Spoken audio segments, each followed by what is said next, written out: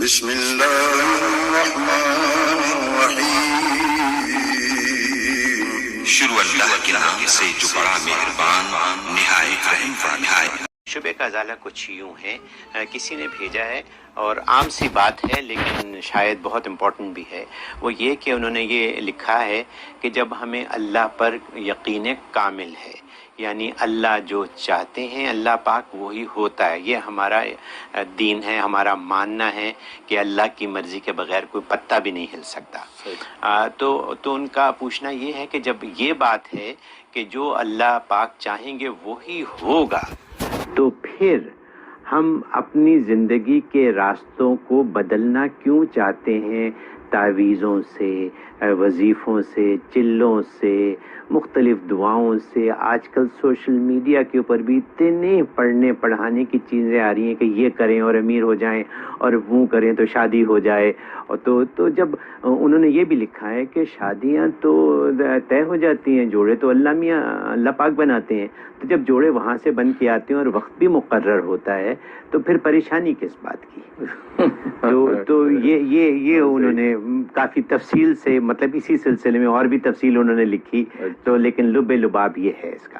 بقیہ بھی بات یہ کہ یہ بات پتہ نہیں نا کہ اللہ کیا چاہتے ہیں، جی تبھی تو ہم یہ ساری بھاگ دوڑ کرتے ہیں۔ اچھا اگر ہمیں یہ پتہ چل جائے کہ اللہ یہ چاہتے ہیں جی تو پھر بھاگ دوڑ کی ضرورت ہی نہیں ہے، جی کیونکہ اس پر مطلع تو کوئی ہو نہیں سکتا کہ اللہ کیا چاہتے ہیں۔ جی اللہ یہاں رشتہ کرنا چاہتے ہیں، یہاں چاہتے ہیں، یہاں چاہتے ہیں، 4 لڑکیاں ہمارے سامنے ہیں، جی 4 خاندانوں کی لڑکیاں ہمارے سامنے، اب ہمیں تو پتہ نہیں اللہ اس میں سے کون سی چاہتے ہیں۔ جی تو اب ہمارا کام یہ ہے کہ اب ہم چاروں جگہ پہ رشتے بھیجیں جی تو جہاں اللہ چاہتے وہ ہو جائے گا۔ وہاں ہو جائے گا۔ اس لیے تو ہم یہ ساری بھاگ دوڑ کرتے ہیں کہ اللہ چاہتے کیا ہے اس پر ہم مطلع نہیں ہیں، تبھی ہم راستے بدلتے ہیں، ایک راستہ بدلتے ہیں، اپنی مالدار بننے کے لیے نہیں ہو پاتے تو دوسرا بدلتے، پھر تیسرا، کیونکہ ہمیں یہ پتہ نہیں کہ اللہ کیا چاہتے ہو سکتا ہے کہ اللہ دوسرا راستہ چاہتے ہو۔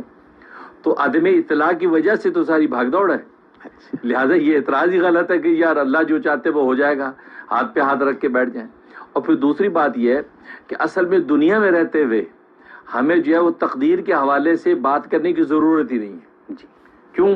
اس کی وجہ یہ ہے کہ یہ تقدیر کا معاملہ مرنے کے بعد کا ہے، تقدیر کا معاملہ دنیا میں رہتے ہوئے آپ جو ہے اللہ کے رسول کی ہدایت کے مطابق زندگی کو گزاریں گے، آپ تقدیر کے فیصلوں پر اپنی زندگی کو جو ہے وہ نہیں موڑیں گے۔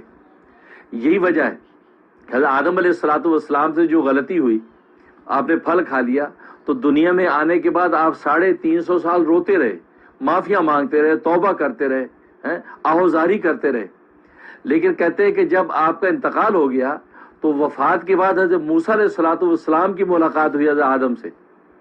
تو حضرت آدم علیہ السلام سے حضرت موسیٰ علیہ السلام نے اعتراض کیا کہ بابا جان آپ نے کیا کیا، اچھی بھلی جنت میں زندگی گزر رہی تھی، ہم بھی جنت میں رہتے، خام خواہ آپ نے وہ پھل کھایا، آپ کی اس خطا کی وجہ سے ہم سارے زمین پہ آ گئے، اور زمین میں جو مشقتیں اٹھائی ہم نے اپنی امتوں کی طرف سے، یہ مشقتیں آپ وہ نہ کرتے تو ہمیں یہ مصیبت نہ پڑتی۔ یہ انہوں نے وہاں عالم آخرت میں بات کر رہے ہیں۔ تو نبی پاک صلی اللہ علیہ وسلم فرماتے ہیں کہ بابا آدم نے کہا کہ بتاؤ کہ جس چیز کا فیصلہ اللہ نے میری پیدائش سے 40 سال پہلے کر کے رکھ لیا تھا کہ یہ ہوگا، تو میری کیا مجال میں اس کے خلاف کرتا؟ تو اللہ نے تقدیر میں لکھ ہی دیا تھا کہ میں نے پھل کھانا ہی ہے اور زمین پہ اترنا ہی ہے، تو میری کیا مجال کہ میں اللہ کے لکھے کے خلاف کر پاتا؟ تو یہ کہا تو نبی پاک صلی اللہ علیہ وسلم فرماتے، حدیث میں الفاظ ہیں کہ موسیٰ علیہ السلام کو بابا آدم نے لاجواب کر دیا، وہ خاموش ہو گئے۔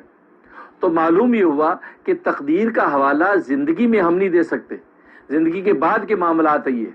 تو زندگی میں رہتے ہوئے ہمیں وہی کرنا ہے جو حکم ہے کہ وَأَجْمِلُوا فِي الطَّلَبِ وَتَوَكَّلُوا عَلَيْهِ، کہ نبی کو بھی اللہ نے یہ حکم دے دیا کہ آپ یہ اپنے اسباب مہیا کریں کسی کام کے کرنے کے، پھر اللہ پر توکل کریں کہ اللہ اس اسباب کا نتیجہ ظاہر کریں گے۔ آپ کھیتی کے اندر بیج ڈالیں، اب اللہ پر نتیجہ چھوڑ دیں کہ اب یہ فصل ہوگی۔ آپ میاں بیوی کا ملاپ کریں، اب اللہ پر چھوڑ دیں کہ وہ اولاد پیدا ہوگی۔ تو گویا کہ یہ اسباب اختیار کرنا آپ کا کام ہے۔ آپ گویا کہ علاج کرنے کے پابند ہیں، شفا پانے کے پابند نہیں ہیں۔ اس لیے ہمارا کام علاج کرنا ہماری ذمہ داری ہے، ہمیں صحت مند ہونا ہماری ذمہ داری نہیں، کیونکہ صحت و شفا ہوتا ہے نا اللہ کا کام ہے۔ جی تو اس لیے جو ہے دنیا کے اندر یہ تشدد جو افعال کا یہ اسی لیے ہے کہ ہمیں ایک تو اللہ کے منشا کی پتہ نہیں ہے، لہٰذا اور دوسرا کہ شریعت کا حکم یہی ہے کہ شرع فطر کے مطابق زندگی کے جو اسباب اختیار آپ کرتے رہیں، اللہ اس کے نتائج ظاہر کریں گے۔ اور تیسری بات یہ کہ اللہ نے تقدیر میں جو یہ اگر لکھا ہے کہ یہ شخص جو ہے بیمار ہوگا تو اللہ نے یہ بھی لکھا کہ فلاں دوا سے ٹھیک بھی ہو جائے گا، فلاں ڈاکٹر کے پاس جائے گا تو ٹھیک ہو جائے گا. اللہ نے اسباب بھی ساتھ لکھے. اسی طریقے سے اللہ نے اگر یہ لکھا کہ اس لڑکی سے اس کا نکاح ہوگا تو اس میں تقدیر میں یہ بھی لکھا کہ اتنے مہینے بعد طلاق بھی ہو جائے گی. تو طلاق ہونا بھی تقدیر ہی کے اندر موجود ہوتا ہے. ہاں پھر طلاق کے بعد ایک اور لڑکی سے شادی ہوگی تو وہ بھی تقدیر میں لکھا ہوا ہے، پھر اس سے بھی انبر ہو کر طلاق ہو، وہ بھی تقدیر کے فیصلے ہیں. تو اس ساری زندگی جو اللہ نے لکھ کے رکھی ہوئی ہے اور اپنے وقت پر انسان کے اپنے افعال و اعمال کے نتیجے میں وہ چیزیں ظاہر ہوتی رہتی ہیں. بہت خوب. ایسے ہی ہے کہ جیسا ہم مانتے ہیں کہ رازق اللہ پاک ہے، جی بالکل، لیکن اس کا یہ مطلب نہیں ہے کہ ہم گھر سے کام پہ ہی نہ جائیں. بالکل یہی ہے نا. ہاں اسباب اختیار کرنا ہمارا کام. اب اللہ ہماری تقدیر کا رزق ہمیں اتار دیں گے. اللہ سے اپنی تقدیر میں برکت مانگنا، یہ اس کی دعا جائز ہے. بالکل برکت کی دعا ہر جگہ کرتا ہے انسان. بالکل.